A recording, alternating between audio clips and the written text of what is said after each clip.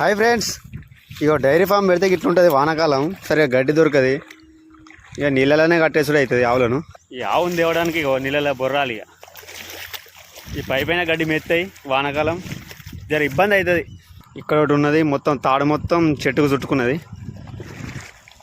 అక్కడ ఒకటి ఉన్నది, అక్కడ ఒకటి ఉన్నది, రెండు మొత్తం మూడు. జర అంత కంప అంతా తట్టించుకున్నది తోకకు. చాలా రోజుల తర్వాత అయితే బైక్ అక్కడికి వచ్చిన పాలు వినడానికి. పాల బండి వచ్చే టైం అయింది. ఇవేమో ఆ బురదలో కట్టేస్తే మొత్తం కంపలకు చుట్టుకున్నాయి, తీసేసరికి లేట్ అయింది.